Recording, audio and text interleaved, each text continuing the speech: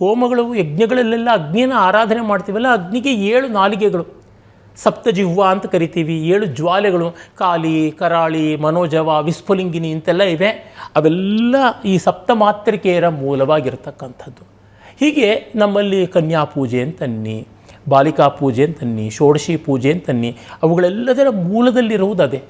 ಏನಾಗಿದೆ, ಕೆಲವು ಮತಗಳಿಗೆ ಎಲ್ಲಿಯೋ ಯಾರೋ ಇರ್ತಕ್ಕಂಥವ್ರು ಮಾತ್ರ ಗಂಡಸು ದೇವರು ಅಂತ ಆಗಿಬಿಟ್ಟು, ಆ ಗಂಡಸಿಗೆ ಆಕಾರ ಇದೆಯೋ ಇಲ್ವೋ ಅದು ಗೊತ್ತಿಲ್ಲ ಅಂತ ಆಗಿಬಿಟ್ಟು, ಎಲ್ಲೆಲ್ಲಿಯೂ ಪರಮಾತ್ಮನನ್ನು, ಎಲ್ಲೆಲ್ಲಿಯೂ ಪರತತ್ವವನ್ನು ಕಾಣೋದವ್ರಿಗೆ ಜೀರ್ಣಿಸ್ಕೊಳ್ಳೋಕ್ಕಾಗಲಿಲ್ಲ, ಅರ್ಥ ಮಾಡ್ಕೊಳ್ಳೋಕ್ಕಾಗಲಿಲ್ಲ.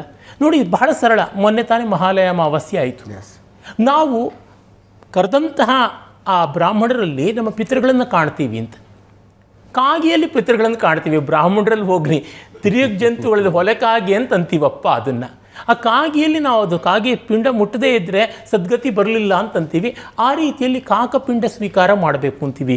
ನೀರಿನಲ್ಲಿ ಜಲಚರಗಳಿಗಾಗಿ ಅದನ್ನು ಬಿಡ್ತೀವಿ, ಅಥವಾ ಪಿಂಡಗಳಲ್ಲಿ ಪಿತೃಗಳನ್ನು ಆವಾಹನೆ ಮಾಡಿರ್ತಕ್ಕಂಥದ್ದನ್ನು ತೆಗೆದುಕೊಂಡು ಹೋಗಿ ಗೋವುಗಳಿಗೆ ಕೊಟ್ಟು ಬರ್ತೀವಿ. ಅಲ್ಲೆಲ್ಲ ನಾವು ಪಿತೃದೇವತೆಗಳನ್ನು ಕಾಣೋವರೆಗೆ ನಮಗೆ, ಮೊನ್ನೆ ಆಯ್ತಲ್ಲ ಗೌರಿ ಹಬ್ಬ, ಭಾದ್ರಪದ ಮಾಸದ ಆರಂಭದಲ್ಲಿ, ಅಲ್ಲಿ ಗೌರಿ ಪೂಜೆ ಮಾಡುವಾಗ ಮತ್ತೊಬ್ಬ ಹೆಣ್ಣನ್ನು ಪರದೇವತೆಯಿಂದ ಭಾವಿಸಿ ಪೂಜೆ ಮಾಡಿರ್ತೀವಿ.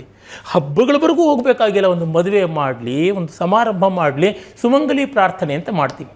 ಹಾಗೆ ಮಾಡುವಾಗ ಆ ಹೆಣ್ಣು ಮಗಳನ್ನು ಪರದೇವತೆಯಿಂದ ಭಾವಿಸಿ ಪೂಜೆ ಮಾಡೋದಾಗುತ್ತದೆ. ಹಾಗೆ ಪೂಜೆ ಮಾಡುವಾಗ ನಿನ್ನೆವರೆಗೂ ಅವಳು ನಮ್ಮೆದುರಿಗೆ ಓಡಾಡ್ಕೊಂಡಿರ್ತಕ್ಕಂಥ ಹುಡುಗಿ, ನಮ್ಮ ಪಕ್ಕದ ಮನೆ ಮಗು, ಅವಳೊಂದು ಕನ್ಯಾ ಮುತ್ತೈದೆ ಅಂತ ಕೂಡಿಸ್ತೀವಿ. ನಮ್ಮ ಮನೆಯ ಸೊಸೆ, ನಮ್ಮ ಮನೆಯ ಅಕ್ಕ ತಂಗಿ ಇವರುಗಳನ್ನು ಕೂಡಿಸ್ತೀವಿ. ಅವರಿಗೆ ತಾಯಿಯಾದವಳೆ ಮಗಳಿಗೆ ಪಾದ ತೊಳೆದು ಮಾಡ್ತಾಳೆ. ನಮ್ಮ ಮನೆಗಳಲ್ಲಿ ನಾನು ನೋಡಿದ್ದೀನಿ. ಮದುವೆ ಮಾಡಬೇಕು, ಉಪನಯನ ಮಾಡಬೇಕು ಅಂತಂದಾಗ ಹೆಣ್ಣು ಮಗಳಿಗಿಂತ ದೊಡ್ಡ ಮುತ್ತೈದೆ ಇಲ್ಲ ಅಂತ. ತಾಯಿಯಾದವಳು ಮಗಳ ಕಾಲನ್ನು ತೊಳೆದು ಲಕ್ಷಣವಾಗಿ ಅರಿಶಿನ ಹಚ್ಚಿ ಕುಂಕುಮ ಇಟ್ಟು ಪುಷ್ಪಾದಿಗಳಿಂದ ಪೂಜೆ ಮಾಡ್ತಾಳೆ.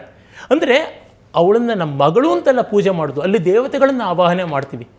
ಒಂದು ಚೊಂಬಿನೊಳಗೆ, ಒಂದು ಕಲಶದೊಳಗೆ ಸಪ್ತ ಸಾಗರಗಳನ್ನು, ಸಪ್ತ ಸಿಂಧುಗಳನ್ನು ಆವಾಹನೆ ಮಾಡೋ ಶಕ್ತಿ ಇದ್ದವರಿಗೆ, ಒಂದು ಮೂರ್ತಿಯಲ್ಲಿ ಪರತತ್ವವನ್ನೇ ಆವಾಹನೆ ಮಾಡೋವರಿಗೆ, ಒಂದು ಮಾನವನಲ್ಲಿ ನಮ್ಮಂತೆ ಇರ್ತಕ್ಕಂಥ ಮನುಷ್ಯರ ದೇವತೆಯನ್ನು ಕಾಣೋದು ಕಷ್ಟ ಇಲ್ಲ. ಇದು ಅವರಿಗೆ ಜೀರ್ಣಿಸಿಕೊಳ್ಳೋಕ್ಕಾಗಲಿಲ್ಲ. ಅದಕ್ಕೆ ನಿಮಗೆ ಯಾವುದು ಪವಿತ್ರ ಅಂತ, ವಾಟ್ ನಾಟ್ ಅಂತ ಕರೀಬೇಕು. ನಿಮಗೆ ಯಾವುದು ದೇವರಲ್ಲ ಅಂದರೆ ಯಾವುದು ದೇವರಲ್ಲ ಅಂತ ನಾವು ಮತ್ತೆ ಪ್ರಶ್ನೆ ಮಾಡಬೇಕಾಗುತ್ತದೆ.